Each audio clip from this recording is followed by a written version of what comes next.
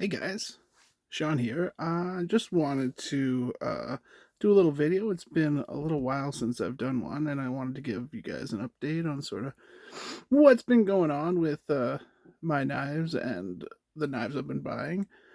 So I'll give you probably a little short one today because I got to help with my kids upstairs. But I wanted to show you these two knives I've been working on, as well as some other things I'll pull out in a minute. Uh, So what I have on the table right now is a custom terrava skrama 240 that I built for myself. I think I'm gonna keep this one because I really do enjoy it. I've rocked the skrama. Here's my original here. I usually bring this out on my when I go down the trail or if I'm ever doing any sort of camp work. This thing has been well beaten since I've got it. I prefer to baton wood. Just something about it makes me feel a little safer than swinging an axe around. I do have axes, do like axes for splitting big pieces of wood apart. It's nice, but if I'm making just fires and I have some smaller pieces for kindling and busting up anything smaller than, let's say, that big, like 3-4 inches, if it's smaller than 3-4 inches, I'm definitely going to use a knife for it. So this has been an absolute beast. I love this thing. Uh, that 80 CRV2 holds a wicked edge. I don't know if maybe because they put a pretty steep grind on these. Uh, it's it's like I haven't had to sharpen this thing, and it's strictly been pounding through seasoned wood. Not always hardwoods, but I burn what I can get, and sometimes it is hardwood. But lately, it's been lots of cedar. But yeah, this thing has held its edge wonderfully. There might be a couple tiny little hiccups in it, but I think I'm gonna sharpen it probably next year. But this thing, I've had it for 2 years so far, and I haven't had to sharpen it. Mind you, it does pretty. Uh, it's the tasks are wood processing mostly. I did use it to cut up food one day at camp, and it worked out great for that. It's got a nice little belly. But anyways, I brought this out just to sort of show you compare to my custom ones to see sort of the differences. So I got rid of this finger kind of almost like a finger groove where it locks in at your second in between your second and third finger. I'm not a crazy fan of it, maybe because my meat hooks are just a little too big, but when I'm squeezing down, I find my middle finger pushes a little too hard against that. So I got rid of that and I fatten the handle out a little bit at the base there. So it still has like a two position. You can hold it back here at the fatter part and choke up here really easily. And it does have a nice balance still. It's a little closer to the handle than the factory one. I made this out of Paduke. Really nice grain on that. I was sort of messing around with how I would do it because these are stick tangs. They're long, and I didn't want to have to drill a hole all the way through this all like through because it's a long handle. Like I don't even know if I have a drill bit that long that would go through there consistently at the thickness of this steel without like bending or like wandering through it. Even with a drill press, like thinner drill bits like that will bend as you're putting pressure on them. I've had it happen before, and the hole will wander. So what I did was I cut the piece of Paduke in half, and I took a router and traced. First I took a pencil and traced the shape of the tang, and then took a router, adjusted it to the depth of this, and routed it out. Unfortunately, I'm still not that good with a hand router. I need a little bit of practice. So still some glue I gotta clean up around there. Uh, and that's why I'm gonna keep it because, as you can see, I went a little a little too wide here, and then there's these two little spots right here that ended up just getting filled with epoxy because yeah, I I put a whole bunch of epoxy in here and then clamped it all together and then shaped the handle. So That's my little mistake there. I was gonna sell it, but I think I'm gonna keep it because of that, unless I find somebody who can appreciate that little boo boo there. But other than that, this thing feels great. I actually prefer it to the handle. Like I find the bottom part is just a little too thin. Like it's like the same size as the pucos they make at the bottom. And when you're swinging, I like to have a little more meat in my hands. So yeah, the my custom terrava skrama. Yeah, and all I did was finish it with a bit of beeswax. Sealed it up with melted some beeswax in there. Well, let me know what you guys think. I'm enjoying it, and the nice thing, it still fits its factory sheath very well. I'm gonna do some piece of leather work on top of that because I've been getting into leather lately. My original skrama one just has a paracord wrap with like an old guitar strap I think I had that had a broken end on it, and I just cut the guitar strap and a little piece of leather and magnetic retention right there that locks it in. It works great, but good for myself, but not that pretty. So for the other one, because it has such a nice handle, I'm going to do a little more work on it. All right, moving on. So this is a spyderco mule. My first spyderco mule I've ever gotten. I wanted to try my hand at one of them, and I'm glad I did because first of all, I got it in the unobtainium 15V with the big brown bear heat treatment. It was hard to get. I had to put a little reminder in my phone, and I'm glad I did because they were sold out within like I think 20 minutes.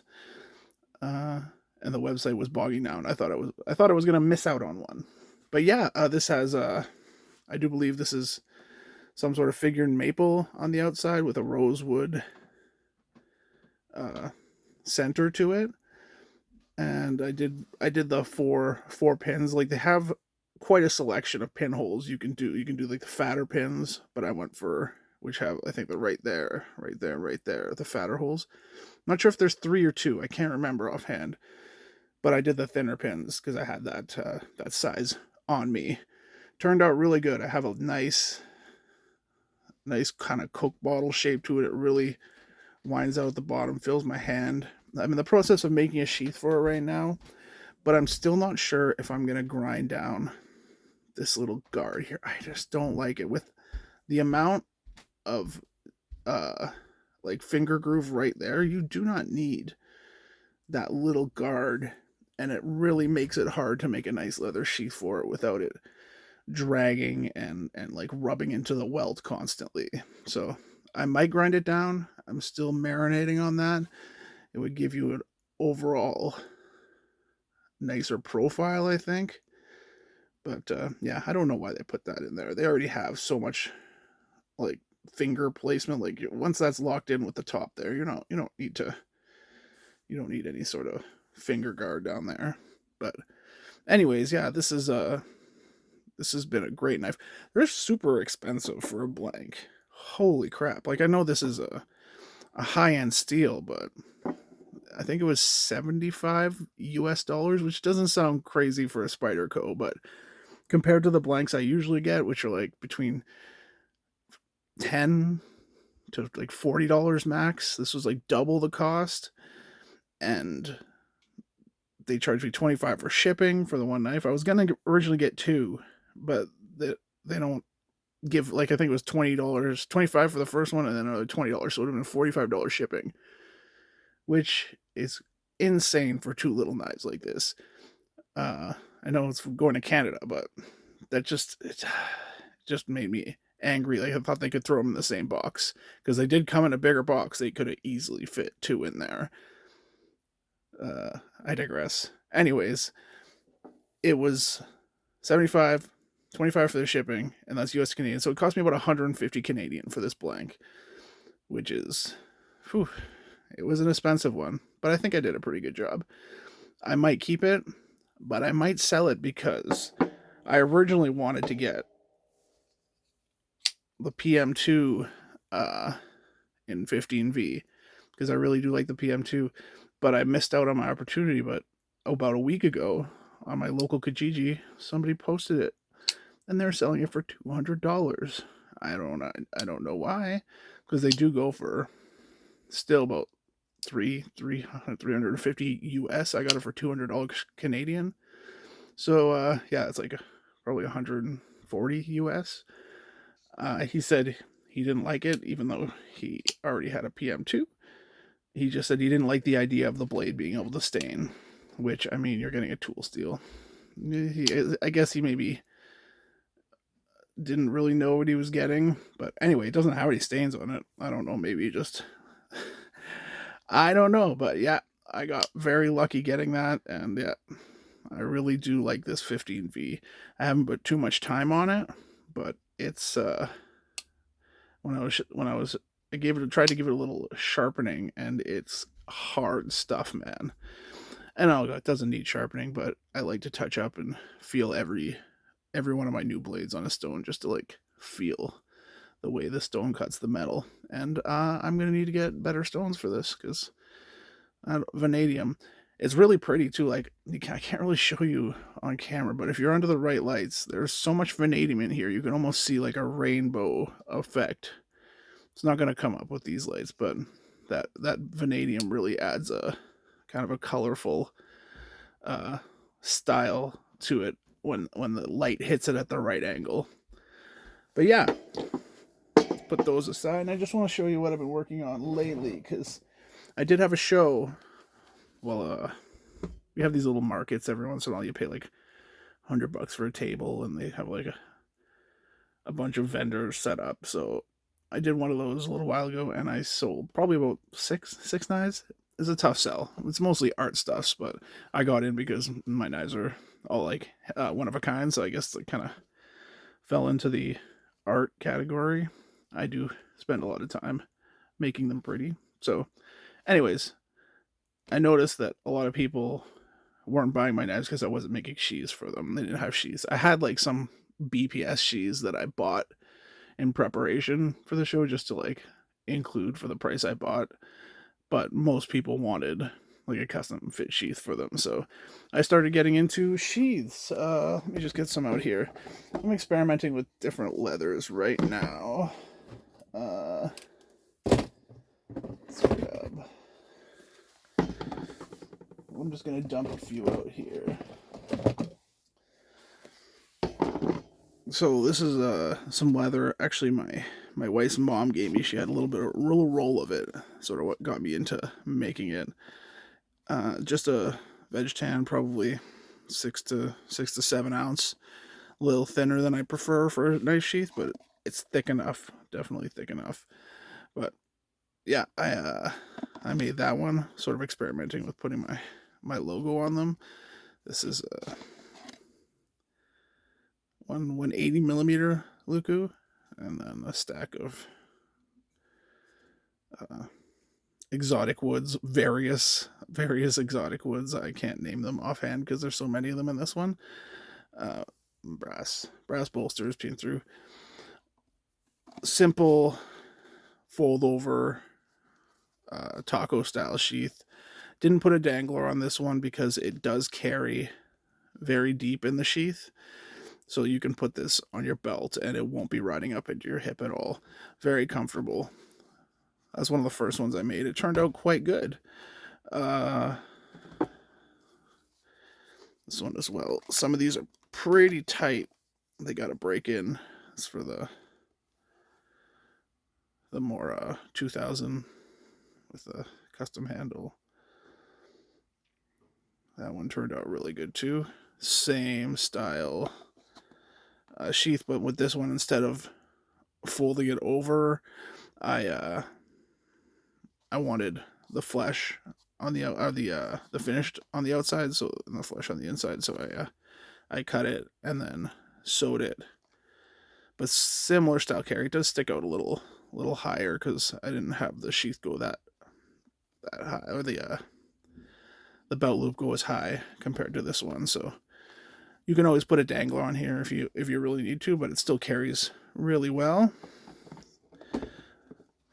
Do I have any more in here? Yes, I do. I got Sorry, I'm just going to go through these really quickly.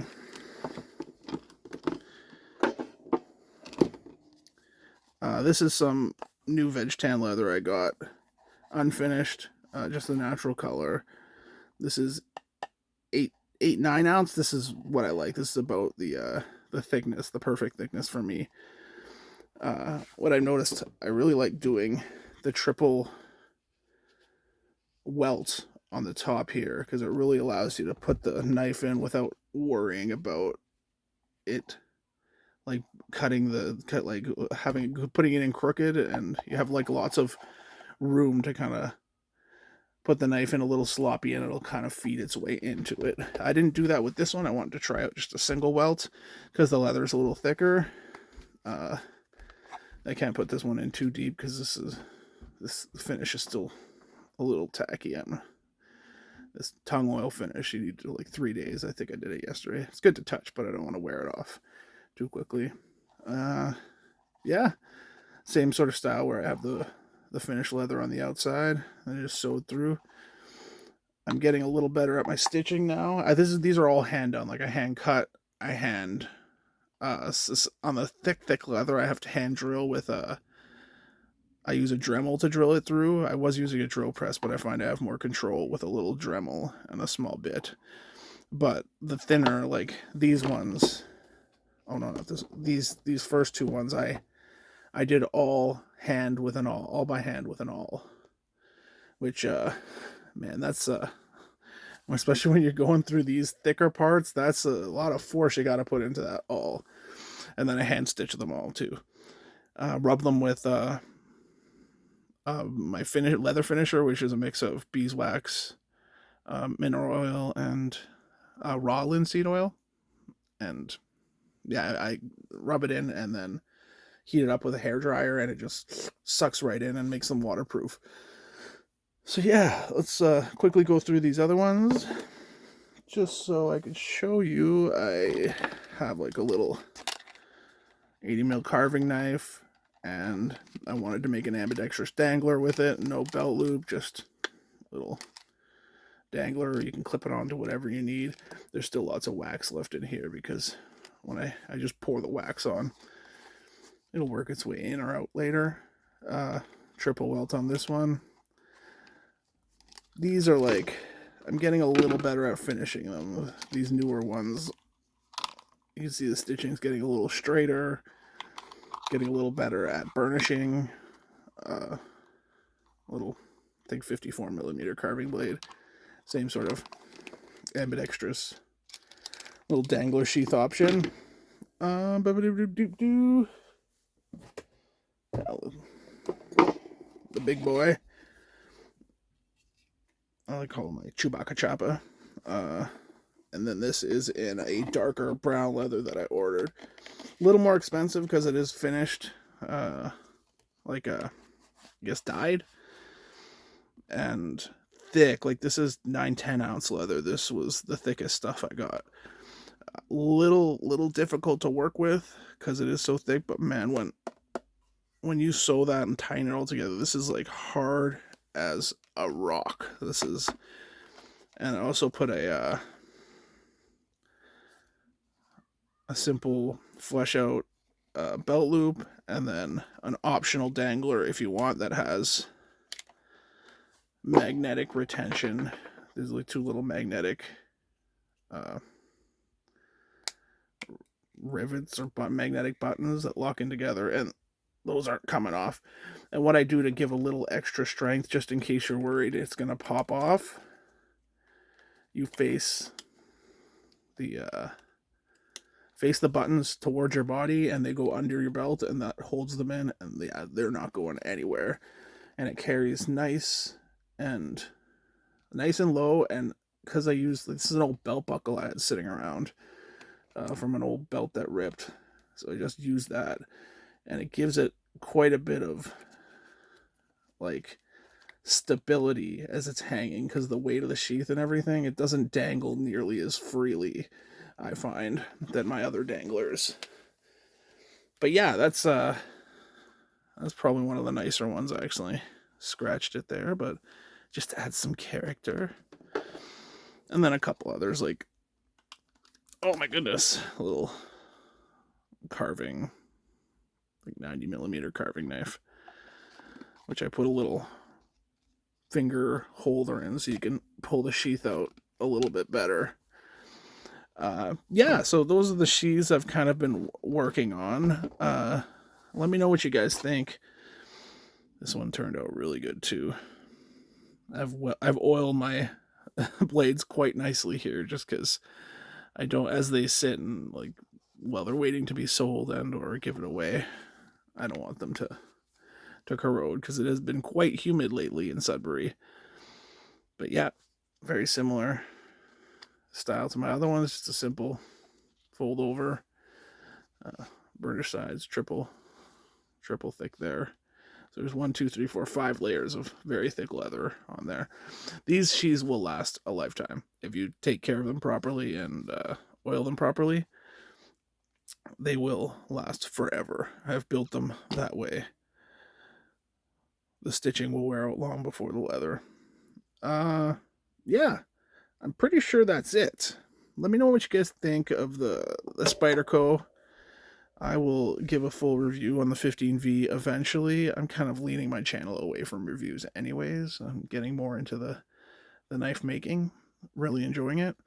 And if they do sell better, especially now that I'm making sheaths, I do have to raise the price of these knives about 50 to 60 bucks per knife because of these sheaths, especially like the bigger ones, because vegetarian leather is not cheap. I think I spent about 200 bucks on leather last month, and like I got enough money to make probably enough leather to make probably about 15-20 sheaths out of it, but I gotta work my labor into there too, because it's not that easy doing leather work. It's a lot of, especially with my broken thumb. Like it's been about a year, well, 10 months since I broke it, but it's still when I put some pressure on it, it still gives me some trouble. Breaking a bone is not fun. But let me just lay this out here. It's a nice pretty little picture there. But yeah, let me know what you guys think of the new leather sheaths. Let me know if you have any opinions on if you were able to get a 15V Spyderco, because I managed to get 2 of them. And if you're interested in purchasing anything like this, just message me in the doobly-doo and I will get back to you. Of course, you pay for shipping. I will be making a sheath for this, so if you're interested in it, this one's probably going to be like, I don't know, with a sheath, probably like 350 Canadian dollars. So this is the only way I can make money. I paid $150 just for the blank, and then put quite a bit of work into the making it. So yeah.